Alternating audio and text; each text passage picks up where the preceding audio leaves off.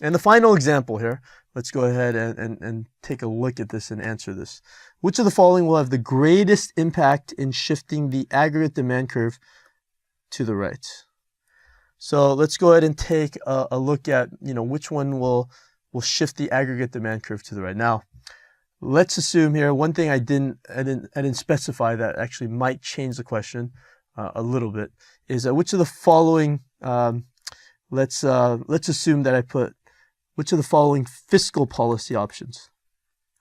And I'll get to why that's important a little bit later. It's kind of a good thing that I omitted this.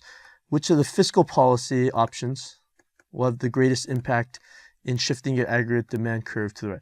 Well, let's look at which of the following will actually shift the demand curve, aggregate demand to the right. Lowering taxes, will that shift the aggregate demand curve to the right? Absolutely, it will do that. So that's a possibility, so you don't want to cross it off. Increasing government spending will shift the aggregate demand curve to the left. This is not a good thing, so let's cross that out. Raising taxes. Again, that's going to decrease Y, so it's going to shift the aggregate demand curve to the left, so that is incorrect. Decreasing government spending.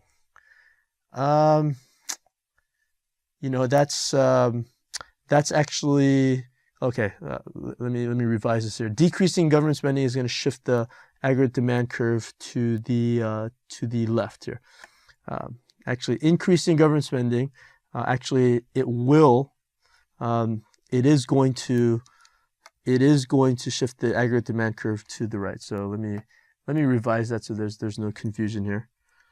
Okay, so it is a possible answer. So lowering taxes and increasing government spending. What is lowering the federal funds rate going to do? That actually does shift the aggregate demand curve to the right. Now, let's assume that this is a fiscal policy option. If that's the case, lowering taxes, that's a fiscal policy option. Increasing government spending, another fiscal policy option.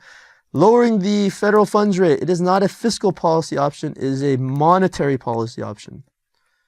Okay, I haven't gone through, if you're watching this lecture straight through, I've briefly touched on what monetary policy is, but monetary policy has to do with changing interest rates, of which the federal funds rate is the primary rate. So changing interest rates and controlling the money supply.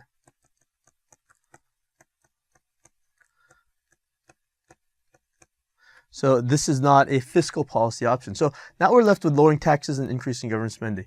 And we're going to talk about the fiscal multiplier in the next lecture. So this question might make a little bit more sense in the next lecture. But I did mention this before. Increasing government spending is going to have a more direct impact on the aggregate demand than will lowering taxes. And it has to do with the fact that in the initial round, you get this initial round, and what people do when you lower taxes, they're going to save some of that money. Whereas if you increase government spending, then the GDP is increased by that round more. So this is going to have the greatest impact, increasing government spending. Lowering taxes will definitely help out. But again, from this Keynesian point of view, increasing government spending will have the greatest impact in boosting and stimulating the economy. Thank you for watching Educator.com.